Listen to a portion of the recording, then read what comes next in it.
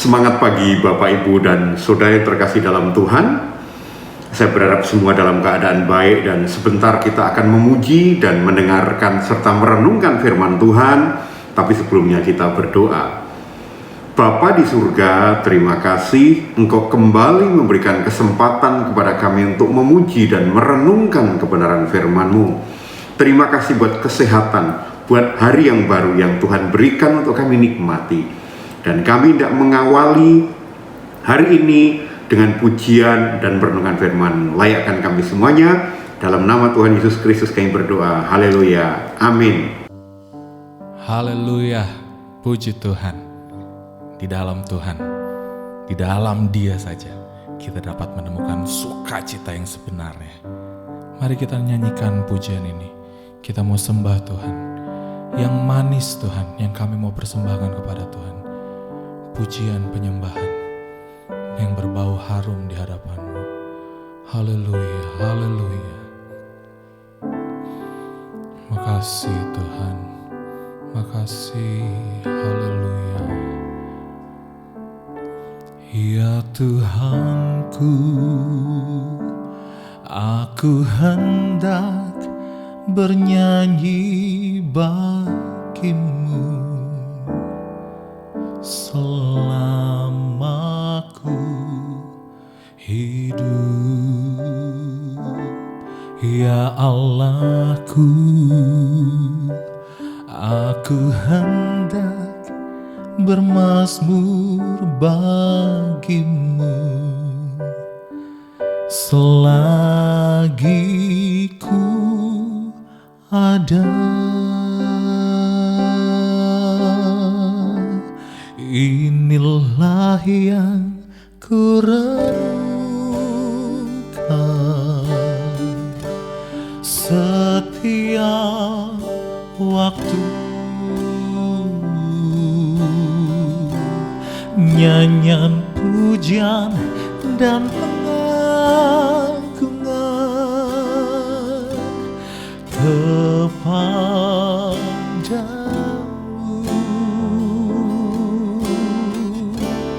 Biarlah manis kau dengar Tuhan, manis kau dengar Tuhan, dan hatiku bersuka karena-Mu.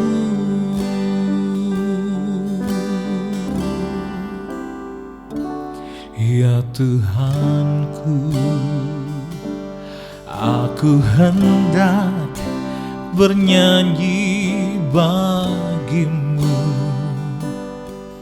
selama ku hidup. Ya Allahku, aku hendak bermazmur bagimu selagi ku ada.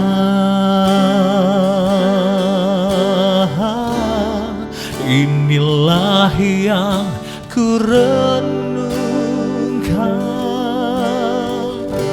setiap waktu, nyanyian pujian dan pengagungan kepadamu.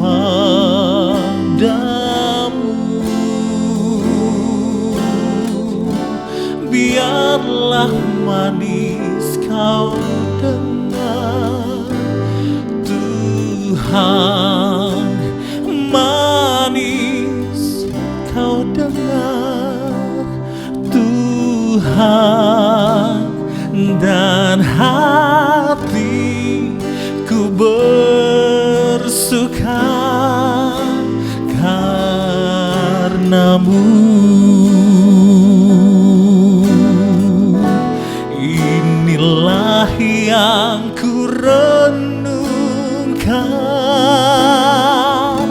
setiap waktu,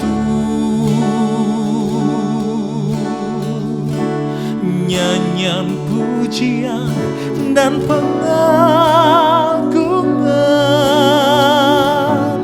kepadamu.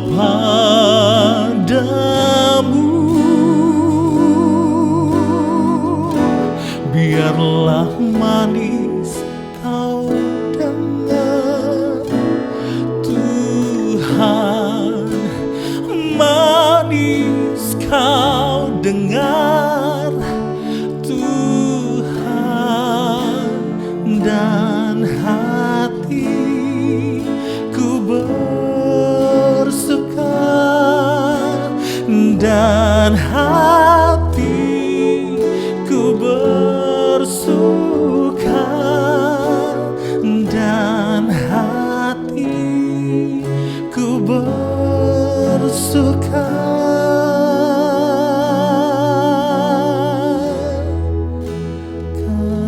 Karenamu.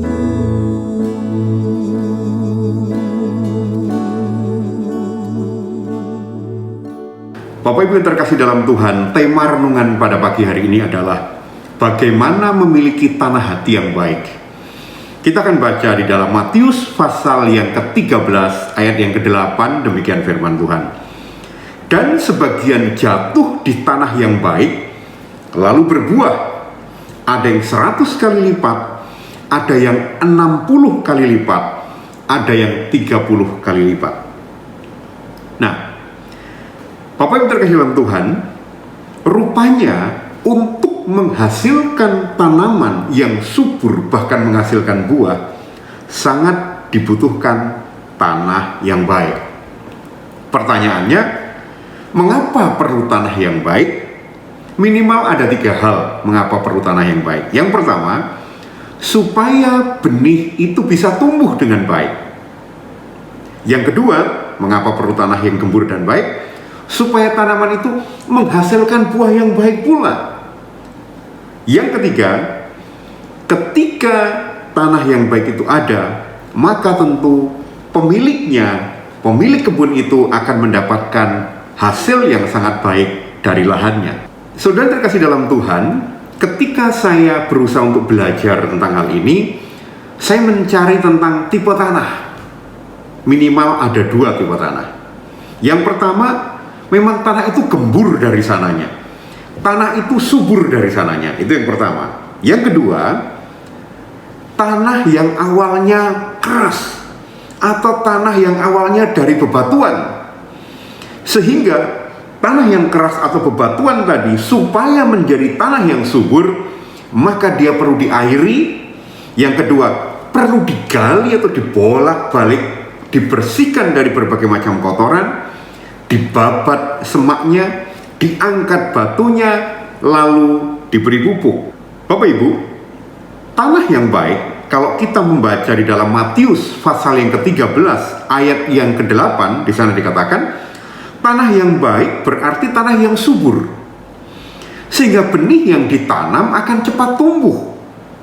Tidak ada batu-batu, tidak ada semak duri yang menghimpit, juga bukan di pinggir jalanan yang mengalami banyak gangguan dan kemudian diinjak-injak orang dan binatang. Benih yang ditabur dimakan burung di tempat-tempat seperti itu. Tetapi di tanah yang baik, benih yang ditanam itu akan menghasilkan buah-buah yang baik. Saya akan menyampaikan dalam hal ini adalah jenis yang kedua, di mana tanah yang semula keras atau bebatuan, bagaimana caranya supaya menjadi satu tanah yang subur, tanah yang gembur, yang kemudian bisa menghasilkan sesuatu yang berharga. Yang pertama, tanah yang keras itu harus diairi. Yang kedua, perlu digali atau dibolak-balik dan dibersihkan dari polutan. Bapak Ibu terkasih dalam Tuhan, ada sebuah lagu yang sudah cukup lama. Lagunya mengatakan begini: Yesuslah air kehidupan, Yesuslah roti kehidupan. Siapa makan, siapa minum, akan hidup selamanya. Nah, mengapa tanah ataupun bebatuan yang mengerasa, tanah yang mengerasa bebatuan tadi perlu dikasih air? Tuhan Yesus mengatakan bahwa Dia adalah air sumber air yang hidup. Di dalam Yohanes pasal yang ke-7 ayat yang ke-37 sampai 38 dikatakan, dan pada hari terakhir, yaitu pada puncak perayaan itu, Yesus berdiri dan berseru, barang siapa haus, baiklah ia datang kepadaku dan minum. 38, barang siapa percaya kepadaku, seperti yang dikatakan oleh kitab suci, dari dalam hatinya akan mengalir aliran-aliran air hidup. Yang dimaksudnya ialah roh yang akan diterima oleh mereka yang percaya kepadanya, sebab roh itu belum datang karena Yesus belum dimuliakan. Batuan sekeras apapun, ketika ditetesi air, ketika dialiri oleh air, maka lama-kelamaan dia akan menjadi tanah yang gembur.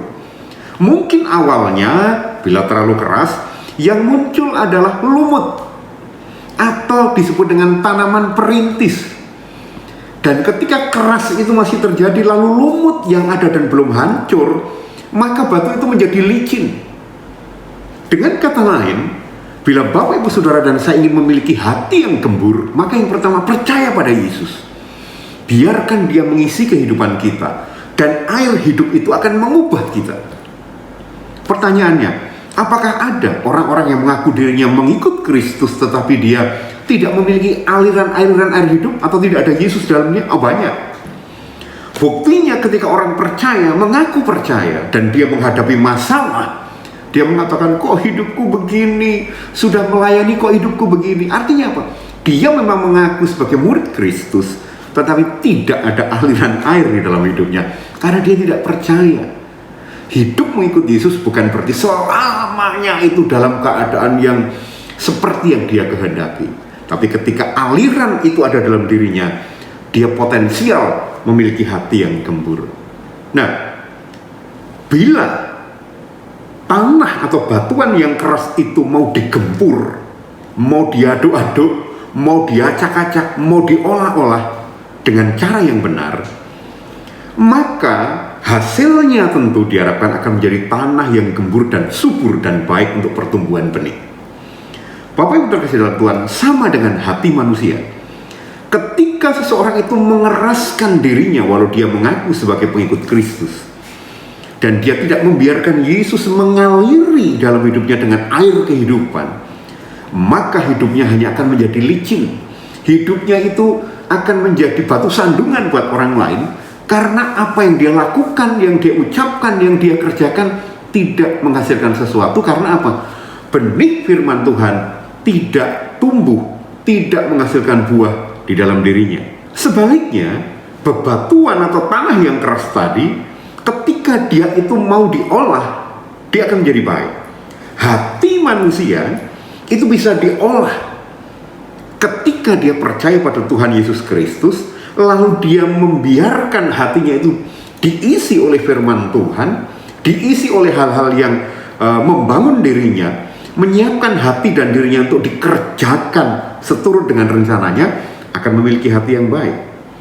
Nah, yang saya pernah baca, yang saya pernah pelajari, Tuhan bisa membentuk hati manusia dengan dua cara.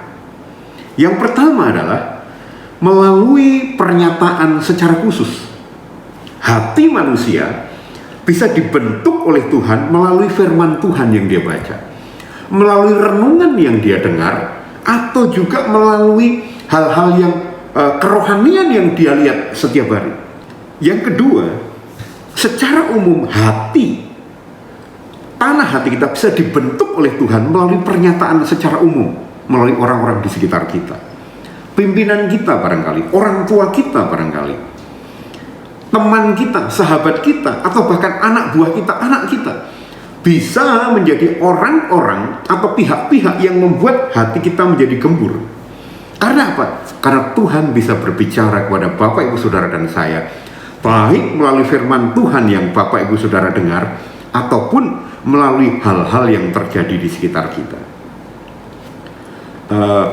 Ada sebuah ayat di dalam Amsal 27 ayat yang ke-17 dikatakan di sana, besi menajamkan besi, orang menajamkan sesamanya. Saya menerjemahkannya adalah dengan orang-orang di sekitar kita bisa membentuk kita.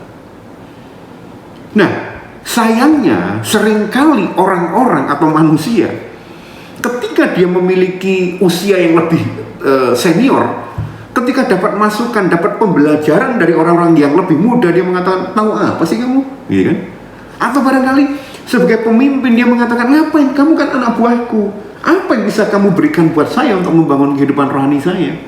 Atau bahkan yang menyedihkan adalah, walaupun zaman sudah berubah, orang tua seringkali ketika mendapatkan masukan, ketika mendapatkan pelajaran, kalau boleh saya katakan, dari orang-orang lebih muda, menolak dengan alasan gua lebih tahu. Atau orang yang memiliki pendidikan yang lebih tinggi, ketika dia mendapatkan sesuatu pencerahan, pengolahan hati ataupun tanah hati kita, dia mengatakan, gua lebih berpendidikan daripada dirimu. Untuk apa saya mengikuti engkau? Tetapi pada saat ini saya ingin mengatakan, ketika Bapak, Ibu, Saudara, dan saya ingin hati kita digemburkan, ingin hidup kita diperbaiki supaya kita bisa menerima kebenaran firman Tuhan, lalu hati kita menjadi tanah yang subur buat kebenaran firman Tuhan, jangan pernah keraskan hati kita. Izinkan Tuhan Yesus itu ada, percayai dia, biarkan dia mengairi kehidupan hati Bapak, Ibu, Saudara, dan saya. Yang berikutnya, terima sebuah keadaan bahwa kita perlu diperbaiki, mungkin oleh orang tua kita, mungkin oleh pimpinan kita, mungkin oleh teman kita, atau mungkin oleh anak-anak kita, orang-orang muda di sekitar kita, sehingga kemudian hati kita menjadi satu hati yang layak untuk pertumbuhan dari benih yang baik itu. Bapak Ibu yang terkasih, saya bersyukur karena saya ada di lingkungan orang-orang muda. Saya senang sekali berdiskusi dengan anak-anak saya, dan rupanya anak-anak saya itu juga berdiskusi dengan orang-orang. Bahkan kalau boleh saya sebut, ada Cici Keti, ada Abang Tumpal, ada Kakak Aldi, ada Om Jefta, ada Om Yosua, ada Om Yusak, ada Om Ikun, atau orang-orang lainnya. Mereka juga membentuk anak-anak saya, dan ketika mereka berdiskusi dengan saya merasa mereka juga mengolah hati saya, sehingga saya melihat begitu besarnya karya Allah dalam kehidupan saya. Bagaimana dengan Bapak, Ibu, Saudara yang lainnya? Apakah kita siap dibentuk dengan yang pertama, percaya pada Tuhan Yesus, membiarkan dia memimpin hidup kita? Lalu yang kedua, mengizinkan kita membuka hati dan pikiran kita untuk diolah melalui segala sesuatu di sekitar kita? Karena bila itu terjadi, maka memiliki hati yang gembur, yang baik, yang siap ditanami oleh benih-benih firman Tuhan akan terjadi dalam kehidupan kita. Kita akan akhiri renungan pada pagi hari ini dengan doa. Bapa di surga, terima kasih Engkau baik. Ajari kami Tuhan, untuk kami dengan sukacita, dengan rela menerima Engkau Tuhan Yesus Kristus sebagai juru selamat kami. Dan mari aliri tanah hati kami dengan air-Mu, dengan Roh-Mu yang kudus. Lalu Bapa, berikan kerelaan dan kesediaan untuk hati kami dibentuk melalui orang-orang di sekitar kami. Meskipun itu orang barangkali orang yang lebih muda dari kami, orang yang mungkin dari sisi posisi pekerjaan tidak selevel dengan kami, tapi ajari untuk kami mengerti bahwa Tuhan bisa memakai siapapun untuk kebaikan kami, bagi kemuliaan dan kebesaran nama Allah di tempat yang maha tinggi. Terima kasih. Dalam nama Tuhan Yesus Kristus kami berdoa. Haleluya. Amin. Bapak, Ibu, dan Saudara yang terkasih dalam Tuhan, semangat berkarya, memiliki hati yang siap dibajak untuk hormat dan kemuliaan bagi nama Tuhan. Tuhan Yesus memberkati. Pimpinlah, oh Roh Kudus, pimpin.